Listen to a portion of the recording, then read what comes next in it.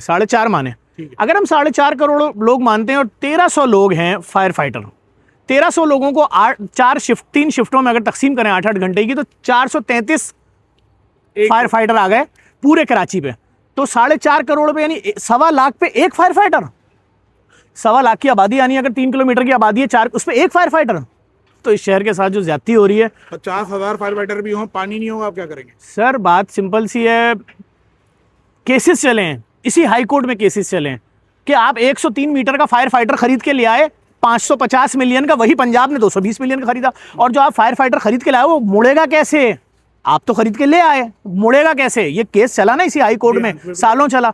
तो इस शहर के साथ जो तमाशा हो रहा है, हम अभी सुबह आज 55 घंटे हो गए बैठी हुई हैं फैमिलियां, गिनती चल रही है। मुझे तो वो लोग भी मिले, मैंने कहा डीसी को लिखवाया जाके, बोले क्या लिखवाएं, हमें पता है हमारा प्यारा जिंदा ही नहीं होगा।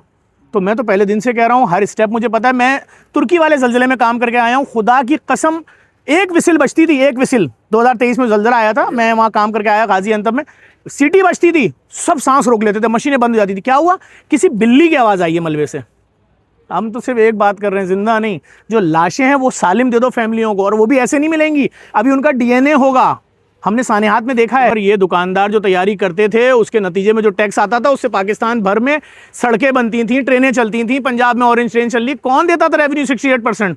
ये शहर, ये ताजिर, मैं तभी तो बोल रहा हूँ, मैं इनकी जाता हूँ। आपको देखें, यहाँ जो माल बिकता था वो मूसा कॉलोनी वाला होता था, इंपोर्टेड माल होता था, चाइना का इंपोर्ट होता था ना, इंपोर्ट का कंटेनर आया, उतरा, मैंने डिवाइड कर दिया इन सब पे, सारी बातें लिख के हो रही हैं, खाते जल गए, किससे कितना लेना था जिंदगी भर वो जल गया, जो पार्टियों की पेमेंटें आई थी वो जल गया, सारा माल जल गया। जिससे पोर्ट से ट्रक भेजा उसको मैं दूंगा पैसे, अगर मेरा पूरा माल जला। फिर जो चोरी चकारी हुई होगी वो तो हमने सानियात में देखा ही है। मैं समझता हूँ बिजनेसमैन तबाह हो गया।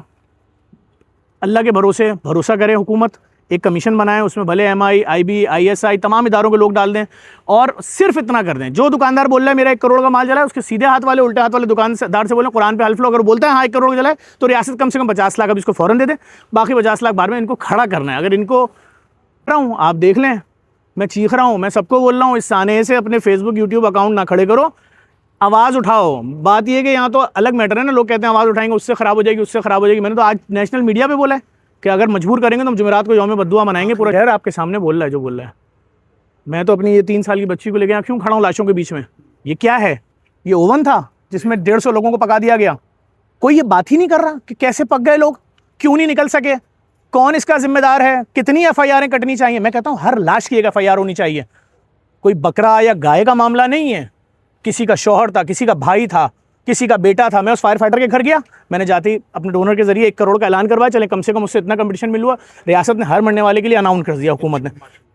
अरब रुपए में भी जिंदगी वापस नहीं आ सकती है, लेकिन 5-7 लाख से तो बात बढ़ेगी ना भाई। कोई अपना 2 कमरे का फ्लैट ले लेगी बेवा कि चलो मुझे अब लोगों के घरों में जाके बर्तन नहीं धोने पड़ेंगे, मेरा शौहर सेल्समैन था। सर बात सिंपल सी है, सीखे वेखे का कोई नहीं, आपके सामने है। ये पीछे बाजार है, जोड़िया बाजार तक चले जाएँ, 120 गज की बिल्डिंग के अंदर 100 लोग बैठे हुए, पुरानी तरीन बिल्डिंग है, किसने नहीं। आज आपके सामने दस्तरखान मेरे बंद पड़े हुए, 2 महीना हो गया। मैं तो फ्री अभी कैंसर की मशीनें लगा रहा हूँ। मैंने CT स्कैन $7-7 लाख के उतार दिए, एक नुमाइश पे जगह खरीदी, एक सोराबकोट पे।